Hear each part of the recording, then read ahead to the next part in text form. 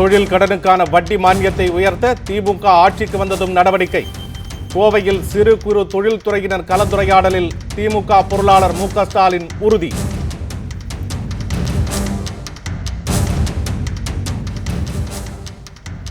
Saudi அரேபியாவில் தமிழக பெண் கை துண்டிப்பு கொடுமையானது. உரிய நடவடிக்கை எடுக்கப்படுவதாக வெளியுறவு அமைச்சர் சுஷ்மா ஸ்வராஜ் தகவல்.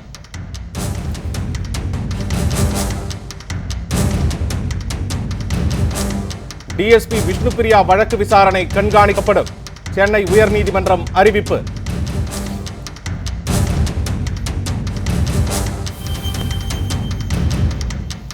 கோகுல்ராஜ் மரணத்தில் தொடர்புடைய யுவராஜ் குடும்பத்தினர் வீடுகளில் காவல்துறை சோதனை. நண்பர்கள் 3 பேரை காணவில்லை என்றும் உறவினர்கள் புகார். வணக்கம். தமிழகத்தில் திமுக ஆட்சிக்கு வந்ததும் தொழில் கடன் வட்டிக்கு வழங்கப்படும் மானியத்தை 8% உயர்த்த நடவடிக்கை எடுக்கப்படும் என்று திமுக பொருளாளர் மு.க. ஸ்டாலின் தெரிவித்துள்ளார். அரசு ஒப்பந்தங்களில் பங்கேற்க சிறு குறு தொழில்துறையினருக்கு வாய்ப்பு அளிக்கப்படும் என்றும் அவர் கூறியுள்ளார். நமக்கு நாமே 2ஆம் கட்ட பயணத்தின் 3ஆம் நாளான இன்று காலை திமுக பொருளாளர் மு.க. ஸ்டாலின் கோவை ரேஸ்கோர்ஸ் பகுதியில் நடைப்பயணம் மேற்கொண்டார். அங்கு நடைப்பயணம் மேற்கொண்ட பல்வேறு தரப்பினரையும் அவர் சந்தித்தார். பின்னர் கோவை சிங்காநல்லூர் பகுதியில் ஏழை எளியோருக்கு குறைந்த விலையில் உணவு மற்றும் மருத்துவ சிகிச்சை வழங்கும் சாந்தி சமூக சேவை மையத்தை மு.க. ஸ்டாலின் பார்வையிட்டார். தொடர்ந்து தொழிற்சங்க தலைவர் என்.ஜி. ராமசாமியின் சிலைக்கும் அவர் மாலை அணிவித்து மரியாதை செலுத்தினார்.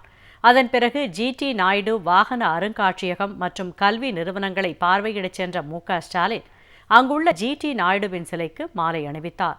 அவருக்கு ஜி.டி. நாயுடுவின் மகன் ஜி.டி. கோபால் பல்வேறு பணிகள் மற்றும் வாகனங்கள் குறித்து விளக்கம் அளித்தார். மேலும் சிறு குறு தொழில்துறையினருடன் கலந்துரையாடிய அவர் தமிழகம் முன்னேற்றமடைய வேண்டுமெனில் தொழில்துறை திருப்திகரமாக செயல்படுவது அவசியம் என்றார். ஆனால் அதிமுக ஆட்சியில் மின்சார தட்டுப்பாடு, அரசு டெண்டரில் சிறு குறு தொழில்துறை புறக்கணிப்பு போன்ற காரணங்களால் தொழில்துறை முடங்கி கிடப்பதாக கூறினார். திமுக ஆட்சியில் கொண்டுவரப்பட்ட மின் உற்பத்தி திட்டங்களை அதிமுக அரசு முடக்கிவிட்டதும் மின் கட்டண உயர்வுமே இதற்கு காரணம் என்றும் அவர் தெரிவித்தார். எனவே தொழில் கடனுக்கான வட்டி மானியத்தை உயர்த்த நடவடிக்கை எடுக்கப்படும் என்றும் அவர் உறுதியளித்தார். தொழில் தொடங்குவதற்கான வழங்கப்படும் வங்கி கடன் வட்டி விகிதம் 14% 3% அரசு மானியமாக வழங்குவதை 8% உயர்த்த வேண்டும் என்ற கோரிக்கை கழக ஆட்சி வந்தவுடன் அதனை நிச்சயமாக பரிசீலித்து கண்டிப்பாக அதற்குரிய நடவடிக்கை எடுப்போம் என்கிற அந்த நம்பிக்கையை நான் எடுத்துக் கூற கடமைப்பட்டிருக்கிறேன். திமுக ஆட்சியில் முதலமைச்சர், துணை முதலமைச்சர், அமைச்சர்கள், அதிகாரிகளை சந்தித்து கோரிக்கை பற்றி முறையிட வாய்ப்பு அளிக்கப்பட்ட நிலையில் தற்போது முதலமைச்சர் உள்ளிட்ட யாரையும் சந்திக்க முடியவில்லை என்றும் அவர் குறிப்பிட்டார். இதற்கு ஆட்சி மாற்றம் ஏற்படுத்துவதே ஒரே தீர்வு என்றும் மு.க. ஸ்டாலின் தெரிவித்தார். சிலர் வெளிப்படையாக என்னிடத்திலே சொல்லுகிறார்கள், உங்க ஆட்சி இருந்தப்போ, கலைஞர் முதலமைச்சராக இருந்தப்போ, நீங்க துணை முதலமைச்சராக இருந்தப்போ எப்ப வேணா எந்த நேரத்தில் வேணும்னாலும் உங்களை பார்ப்போம். முதலமைச்சரை பார்க்கணும்னு அப்பாயின்மெண்ட் கேட்டா 2 நாள் 3 நாளுக்குள்ள எங்களுக்கு டைம் வந்துடும், தகவல் வந்துடும், வந்து பார்த்துருவோம். முதலமைச்சரை பார்க்க முடியலன்னா உங்களையாவது பார்ப்போம், உங்களை பார்க்க முடியலன்னா அமைச்சர்களை பார்ப்போம், அமைச்சர்களை பார்க்க முடியலன்னா அதிகாரிகளாவது பார்ப்போம். ஆனா இன்னைக்கு அப்படி இல்லை. 4 வருஷமா முதலமைச்சருடைய டைம் கேட்டுட்டு இருக்கோம், எங்களுக்கு கிடைக்கல. அமைச்சர்களை பார்க்கலாம்னா அவங்களுக்கு என்ன இருக்கு பார்க்கலான்னு, ஆனா பார்த்தா அவங்க பதவி அடுத்த நாளே போயிடும். ஆக அந்த பயம் இன்றைக்கு அமைச்சர்களுக்கு இருக்கு. அதிகாரிகளை பார்த்தா அது செய்தி வெளியில வந்தா அந்த இடத்துல இருந்து வேற இடத்துக்கு அவங்க டிரான்ஸ்பர் ஆயிடுவாங்க. ஆக இந்த நிலையில தான் ஒரு அச்சுறுத்தலோடு பொறுப்பில் இருக்கக்கூடியவர்கள் பயந்து நடுங்கிக் கொண்டிருக்கக்கூடிய சூழ்நிலைகளை எப்படி நிர்வாகம் நடந்துவிட முடியும்? ஆகவே இந்த நிலையை நாம் மாற்றிட வேண்டும். தமது நமக்கு நாமே பயணத்தின் போது கொடுக்கப்படும் கோரிக்கை மனுக்களில் உள்ள அம்சங்கள் திமுக தேர்தல் அறிக்கையில் இடம்பெற நடவடிக்கை எடுக்கப்படும் என்று தெரிவித்த மு.க. ஸ்டாலின், தேர்தல் அறிக்கையில் இடம்பெற வேண்டிய அம்சங்களை கேட்டறிவதற்காக திமுக குழுவினர் அந்தந்த பகுதிக்கே சென்று பல்வேறு தரப்பினரையும் சந்தித்து வருவதையும் சுட்டிக்காட்டினார். இப்போ ஒரு தேர்தல் அறிக்கையை தயாரிப்பதற்காக தலைவர் கலைஞர் அவர்கள் எந்த முறையிலும் இல்லாத வகையில எந்த கட்சியும் செய்ய முடியாத ஒரு பெரிய சாதனையை செஞ்சிருக்கார். என்னன்னு கேட்டீங்கன்னா, ஒரு தேர்தல் அறிக்கையை தயாரிக்க ஒரு குழு நியமிக்கப்பட்டிருக்கு. முன்னாள் மத்திய அமைச்சர் TR பாலு அவர்கள் தலைமையில ஒரு குழு அமைக்கப்பட்டு அந்த குழு இப்ப தமிழகம் முழுவதும் சுற்றுப்பயணத்தை நடத்தி உங்களை போன்ற நிர்வாகிகளை, உங்களை போன்ற பிரமுகர்கள் எல்லாம் சந்திச்சு, எல்லா தரப்பு பிரமுகர்களையும் சந்திச்சு ஒவ்வொரு மாவட்டமாக சென்று மண்டல வாரியாக சென்று தேர்தல் அறிக்கைக்கு என்னென்ன தேவை என்பதையெல்லாம் அவர்கள் மூலமாக கேட்டுக்கொண்டிருக்கிறார்கள். இதனால் வரையில ஒவ்வொரு தேர்தலும் எப்படி நடந்துச்சுன்னா, அறிவாலயத்தில் உட்கார்ந்து மாவட்ட செயலாளர்கள், கழக முன்னோடிகள், மற்ற நண்பர்கள் சொல்லக்கூடிய அந்த அடிப்படையில தான் தேர்தல் அறிக்கை தயாரிக்கப்படும். ஆனா இந்த முறை சம்பந்தப்பட்டவர்களையே சந்தித்து அவர்களுடைய ஒப்பீனியனை, அவருடைய கருத்துக்களை கேட்டு தேர்தல் அறிக்கை இன்றைக்கு தயாராகி கொண்டிருக்கிறது. இதுவரை எந்த கட்சியும் செய்ய முடியாத வகையில திமுக செய்திருக்கிறது. இதனைத் தொடர்ந்து கோவை ரேஸ்கோர்ஸ் அருகே அரசு அலுவலர்கள், ஆசிரியர்கள், குடியிருப்பு நலச்சங்கத்தினர் மற்றும் சமூக சேவை அமைப்பினரையும் ஸ்டாலின் சந்தித்து கலந்துரையாடினார். தங்க நகை தொழிலாளர்களை சந்திக்கும் அவர் கல்லூரி மாணவர்களுடன் மதிய உணவுடன் கூடிய கலந்துரையாடல் நடத்துகிறார். சவுதி அரேபியாவில் வீட்டு வேலைக்கு சென்ற வேலூர் மாவட்டத்தைச் சேர்ந்த பெண்ணின் கை துண்டிக்கப்பட்ட கொடூர சம்பவம் ஏற்றுக்கொள்ள முடியாத ஒன்று என வெளியுறவுத்துறை அமைச்சர் சுஷ்மா ஸ்வராஜ் கூறியுள்ளார். இதுகுறித்து சவுதி அதிகாரிகளிடம் முறையிடப்பட்டுள்ளதாகவும் அவர் தெரிவித்துள்ளார். வேலூர் மாவட்டம் மூங்கிலேரி கிராமத்தைச் சேர்ந்த 55 வயதாகும் கஸ்தூரி முனிரத்னம் வீட்டு வேலை பணிக்காக சவுதி அரேபியா சென்றார். அங்கு அவர் பணியாற்றிய வீட்டு முதலாளி சாப்பாடு கூட வழங்காமல் துன்புறுத்தியதால் அங்கிருந்து தப்பிக்க முயன்றுள்ளார். இதையறிந்த அவரது முதலாளி கஸ்தூரி வேறு எங்கும் வேலை பார்க்க முடியாதபடி அவரது வலது கையை வெட்டியுள்ளார். இச்சம்பவம் பற்றி அறிந்த திமுக மகளிரணி செயலாளரும் மாநிலங்களவை திமுக குழுவின் தலைவருமான கனிமொழி, சவுதி அரேபியாவில் இன்னலுக்கு ஆளாகி வரும் கஸ்தூரி முனிரத்னம் சொந்த ஊர் திரும்ப உரிய நடவடிக்கை எடுக்க கோரி வெளியுறவு அமைச்சர் சுஷ்மா ஸ்வராஜுக்கு கடிதம் எழுதியிருந்தார். கை துண்டிக்கப்பட்ட பெண்ணின் சகோதரி விஜயலட்சுமி சென்னையில் அளித்துள்ள பேட்டியில் தமது சகோதரியை அழைத்து வர நடவடிக்கை எடுக்குமாறு மத்திய மாநில அரசுகளுக்கு வேண்டுகோள் விடுத்துள்ளார். போலீஸ்கிட்ட இவங்க உண்மையை சொல்லியிருக்காங்க. எனக்கு சாப்பாடு கொடுக்கறது இல்லைங்க, என்னை கொடுமைப்படுத்துறாங்க, அதிகமாக வேலை வைக்கிறாங்க, என்னால் முடியலங்க, எனக்கு எதனா ஹெல்ப் பண்ணுங்க அப்படின்னு அவங்க அழுதுருக்காங்க அவங்க கிட்ட. அப்போ அந்த போலீஸ் என்ன பண்ணாங்க, அந்த ஹவுஸ் ஓனரை கூப்பிட்டு விசாரிச்சிருக்காங்க. நான் இந்த மாதிரி போலீஸ் கிட்ட சொல்லிட்டேன், அவங்க ஹவுஸ் ஓனரை கூப்பிட்டு விசாரிக்கிறாங்க. அவங்க என்ன செய்வாங்களோ தெரியல, வந்த பிறகு எனக்கு என்ன நடக்கும்னு தெரியல, பயமா இருக்கு மோகன், ஏதாவது செய் அப்படின்னு சொல்லி அங்கிருந்து அழுதுருக்காங்க. அப்போ அவன் சொன்னா, ஏஜென்ட் கிட்ட தான் நான் சொல்ல முடியும், நான் என்ன செய்யறது, நான் பேசுறேன் அவர்கிட்ட அப்படின்னு சொல்லியிருக்காங்க. அதுதாங்க லாஸ்ட் அவங்க பேசுனது. அன்னைக்கு நைட்டு ஏஜென்ட்டே வந்துட்டாங்க. என்ன சொல்றாங்க, உங்க அக்கா கார் ஆக்சிடென்ட்ல அடிபட்டு ஹாஸ்பிட்டல்ல சேர்த்திருக்காங்க, கையில மட்டும் கொஞ்சம் அடி அப்படின்னு சொல்லியிருக்காங்க. வீடியோ கிளிப் அனுப்பி வச்சிருக்காங்க. அதுல அவங்க என்னை ரூம்ல தள்ளி கொடுமை பண்ணாங்க. எனக்கு நான் அவங்க கிட்ட இருந்து தப்பிச்சு வர்றதுக்காக சாரிய கட்டி நான் அதுல இறங்கி வர்றது, அந்த பால்கனில இருந்து இறங்கி வரும்போது என்னை கையை வெட்டிட்டாங்க அப்படின்ற ஒரு இதுவும் மாத்திரம் தாங்க கிளிப் வந்திருக்கு. இந்நிலையில் வெளியுறவு அமைச்சர் சுஷ்மா ஸ்வராஜ் வெளியிட்டுள்ள ட்விட்டர் செய்தியில், தமிழக பெண்ணிற்கு சவுதி அரேபியாவில் நிகழ்ந்த கொடுமையை அறிந்து அரசு மிகவும் அதிர்ச்சி அடைந்துள்ளதாகவும் இது ஏற்க தகுந்தது அல்ல என்றும் தெரிவித்துள்ளார். இதுகுறித்து சவுதி அரேபிய அரசின் கவனத்திற்கு எடுத்துச் செல்லப்பட்டுள்ளதாகவும் கூறினார். தமிழக பெண்ணின் கையை வெட்டியவர் மீது கொலை முயற்சி வழக்கு பதிவு செய்யவும் கடும் தண்டனை அளிக்கவும் இந்தியா வலியுறுத்தியுள்ளது. இதனிடையே வெளியுறவு அமைச்சகத்திற்கான நாடாளுமன்ற உறுப்பினர்கள் ஆலோசனை குழு கூட்டம் டெல்லியில் நடைபெற்றது. இதில் பங்கேற்ற திமுக மாநிலங்களவை உறுப்பினர் திருச்சி என் சிவா சவுதி அரேபியாவிற்கான இந்திய துணை தூதர் ஹேமந்த் கொடால்வரை சந்தித்து தமிழக பெண்ணான கஸ்தூரி பிரச்சினை குறித்து விவாதித்தார். அப்போது பேசிய துணை தூதர் ஹேமந்த் கொடால்வர், கை துண்டிக்கப்பட்ட பெண்ணிற்கு முதுகு தண்டுவடத்திலும் பாதிப்பு ஏற்பட்டுள்ளதால் அவரை உடனடியாக சொந்த ஊருக்கு அனுப்பி வைக்க முடியாது என்றும் உடல்நலம் தேறியதும் அனுப்பி வைக்கப்படுவார் என்றும் தெரிவித்ததாக திருச்சி சிவா தெரிவித்துள்ளார். வேலூரில் இருந்து சவுதி அரேபியாவுக்கு வீட்டு வேலைக்காக சென்ற கஸ்தூரி என்ற பெண் அந்த வீட்டு உரிமையாளரால் கடுமையாக துன்புறுத்தப்பட்டு கை வெட்டப்பட்டதாக செய்தி குறித்து பேசினேன். நான் வெளியுறவுத்துறை அமைச்சரும் அவரும் இது குறித்து தான் அறிந்திருப்பதாகவும் கவலையோடு இதற்குரிய நடவடிக்கைகள் எடுப்பதாகவும் சொன்னார். நம்முடைய இந்திய தூதரிடம் அந்த அம்மையார் அவர் வீட்டில் இருந்து வெளியே குதித்த போது கையை வெட்டி இருப்பதாகவும் அதில் அவருடைய முதுகுத்தண்டும் கடுமையாக பாதித்திருக்கிறது. நான் அவரை விரைவில் இந்தியாவிற்கு கொண்டு வர முடியுமா என்று கேட்டபொழுது அவருடைய உடல்நிலைக்கு இப்பொழுது அவரை ஒரு பயணத்திற்கு ஆட்படுத்துவது என்பது அவ்வளவு எளிதான காரியமல்ல. அங்கு நல்ல சிகிச்சைகள் தரப்படுகிறது.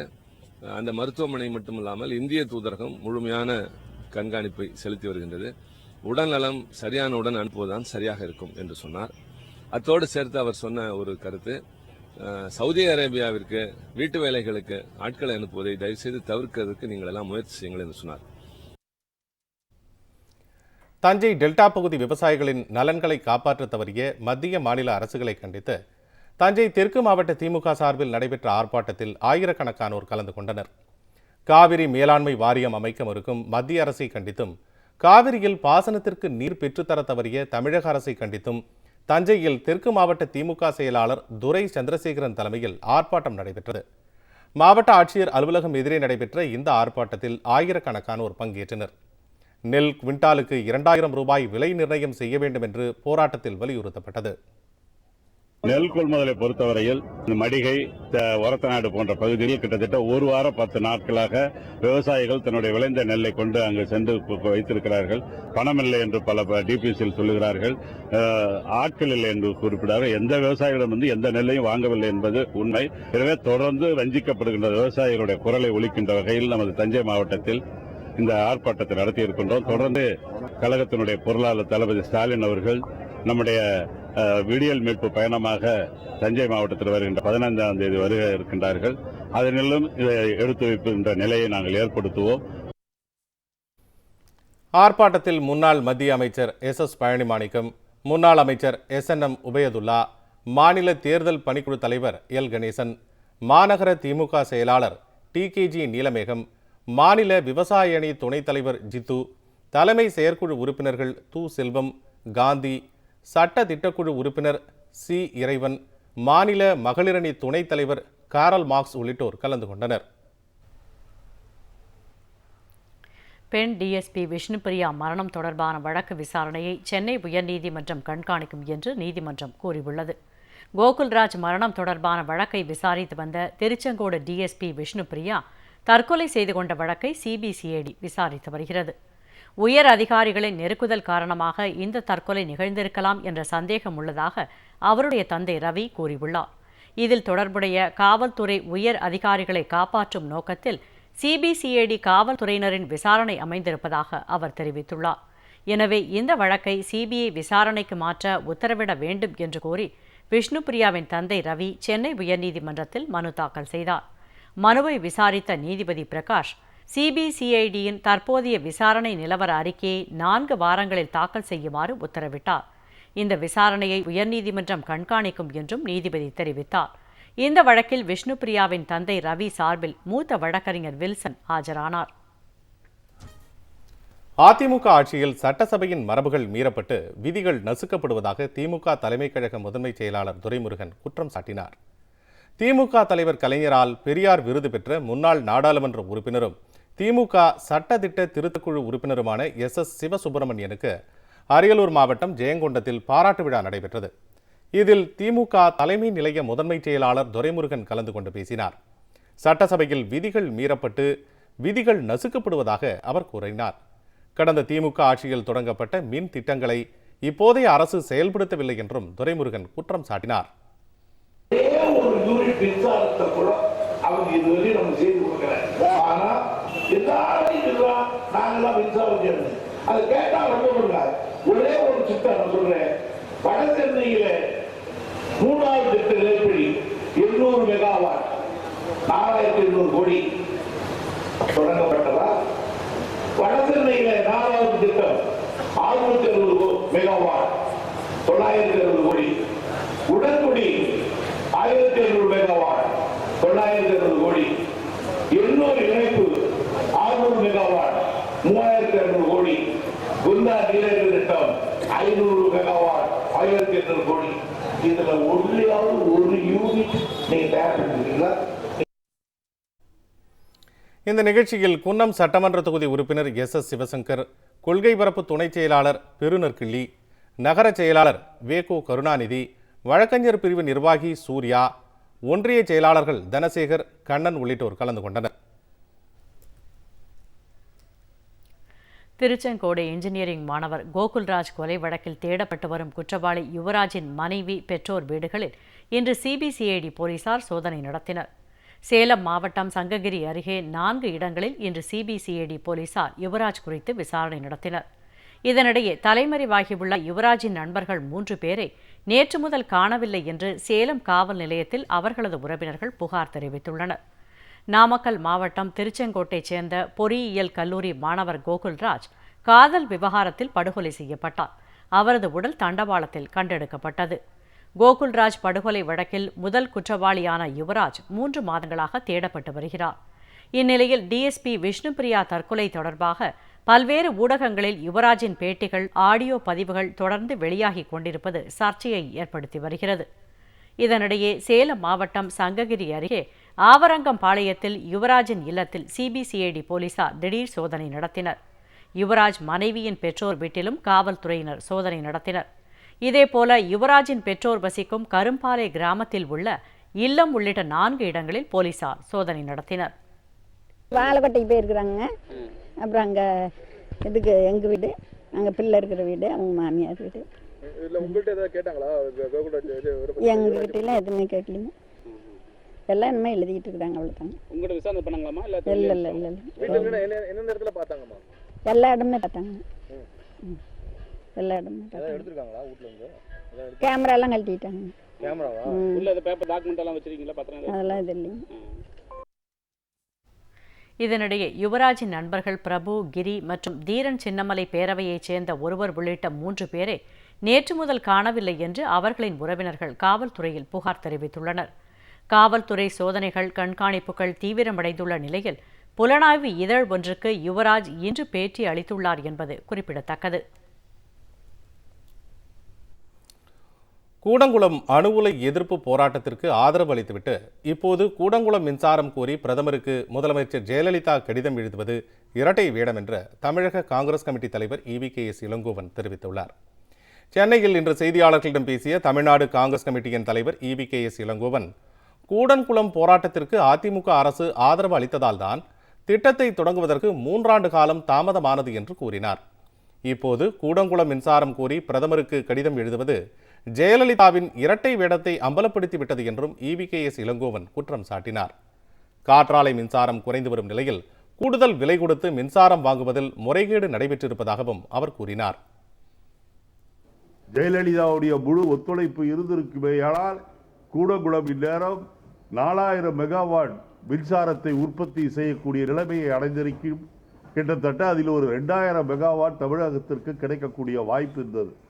அதை கெடுத்தவர் ஜெயலலிதா அவர்கள்தான். மின்சார தட்டுப்பாட்டை சாதகமாக வைத்துக்கொண்டு அதிக விலையில் தனியாரிடமிருந்து மின்சாரத்தை வாங்குவதன் மூலம் லஞ்சம் அதிகமாக பெறலாம் என்ற ஒரே காரணத்திற்காகத்தான் ஜெயலலிதா இந்த இரட்டை வேடத்தை போட்டிருக்கின்றார். மாட்டிறைச்சி உணவுக்கு எதிராக கொலைவெறி தாக்குதல் நடத்தி வருவது அடிப்படை உரிமையை பறிக்கும் செயல் என்றும், பிரதமர் மோடி இந்திய ஒற்றுமை பற்றி பேசி வருவது மக்களை ஏமாற்றும் செயல் என்றும் அவர் கண்டனம் தெரிவித்தார். தமிழக அரசின் ஊழல் முறைகேடுகள் குறித்து ஆளுநரிடம் அளித்த புகார் குறித்து இதுவரை எந்த நடவடிக்கையும் எடுக்கவில்லை என்றும் EVKS இளங்கோவன் மற்றொரு கேள்விக்கு பதிலளித்தார்.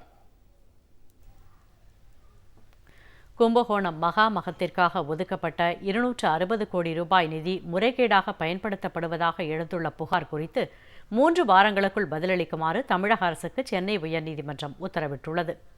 தஞ்சை மாவட்டம் கும்பகோணத்தில் 12 ஆண்டுகளுக்கு ஒருமுறை நடைபெறும் மகாமகம் திருவிழா மிகவும் பிரசித்தி பெற்றதாகும். இந்த திருவிழா வருகிற பிப்ரவரி மாதம் நடைபெறவுள்ளது.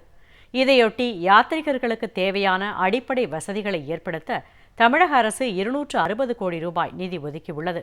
ஆனால் இந்த நிதி முறையாக பயன்படுத்தப்படவில்லை என்று கூறி சென்னை உயர்நீதிமன்றத்தில் வழக்கு தொடரப்பட்டுள்ளது. அதில் மகாமக குளம் மற்றும் கிணறுகள் சரியாக தூர் வாரப்படவில்லை என்றும், இந்த நிதியை செலவிடப்படுவதை கண்காணிக்க ஓய்வு பெற்ற நீதிபதி ஒருவரை நியமிக்குமாறும் அந்த மனுவில் வலியுறுத்தப்பட்டுள்ளது. இதனை இன்று விசாரித்த தலைமை நீதிபதி SK கவுல், நீதிபதி புஷ்பா சத்யநாராயணன் ஆகியோர் அடங்கிய அமர்வு இது பற்றி 3 வாரங்களுக்குள் பதிலளிக்குமாறு தமிழக அரசுக்கு உத்தரவிட்டுள்ளது. கடலூர் முதுநகரில் மீனவர் ஒருவர் அதிகாலையில் வெட்டி கொல்லப்பட்ட சம்பவம் அங்கு பதற்றத்தை ஏற்படுத்தியுள்ளது.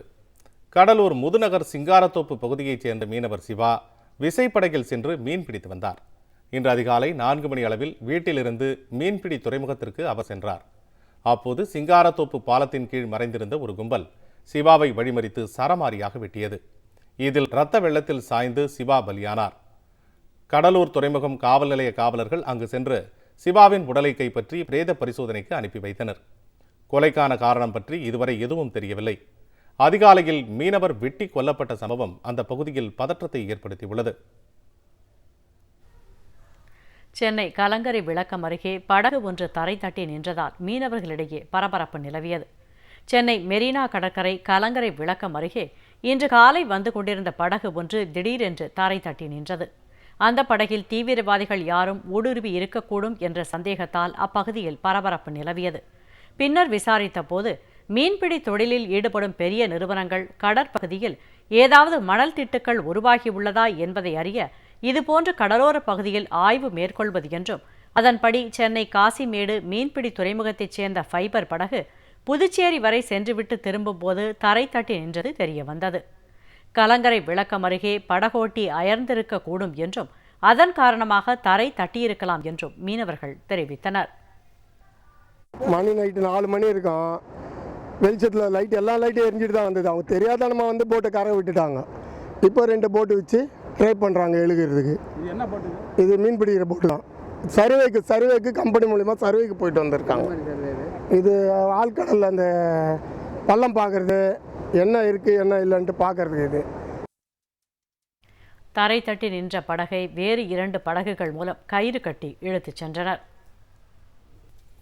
சமூக வலைதளங்களில் ஒன்றான முகநூலில் உலாவரும் கருத்து பரிமாற்றங்களை விரும்பாதவர்கள் அந்த கருத்தில் உடன்பாடு இல்லை என்பதை தெரிவிக்க லைக் பட்டனுடன் 6 விதமான உணர்வுகளை வெளிப்படுத்தும் வகையில் எமோட்டிகான்ஸ் அமைக்கப்பட்டுள்ளதாக அறிவிக்கப்பட்டுள்ளது.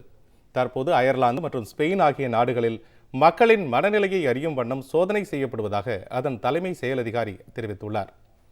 சமூக வலைதளங்களில் தற்போது மிகவும் பிரபலமாக உள்ள முகநூல் பக்கத்தில் தங்களுடைய சொந்த கருத்து என்ற போர்வையில் அன்றாடம் வெறுப்பு பிரச்சாரங்கள் அதிகரித்து காணப்படுகிறது. இதனால் சமூகத்தில் பெரிய அளவிலான தாக்கங்களும் ஏற்படுகின்றன.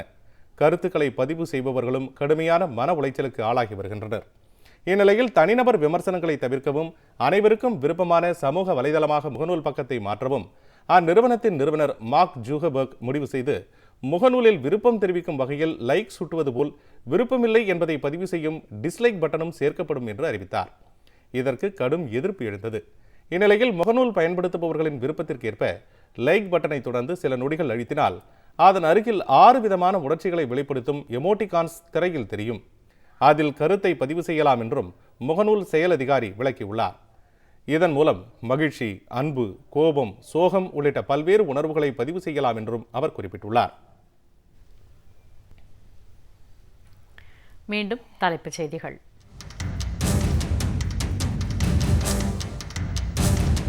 தொழில் கடனுக்கான வட்டி மானியத்தை உயர்த்த திமுக ஆட்சிக்கு வந்ததும் நடவடிக்கை. கோவையில் சிறு குறு தொழில்துறையினர் கலந்துரையாடலில் திமுக பொருளாளர் மு.க. ஸ்டாலின் உறுதி.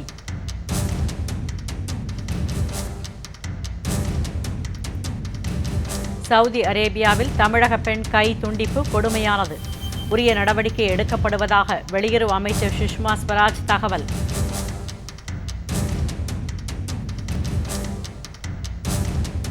டிஎஸ்பி விஷ்ணுபிரியா வழக்கு விசாரணை கண்காணிக்கப்படும். சென்னை உயர்நீதிமன்றம் அறிவிப்பு.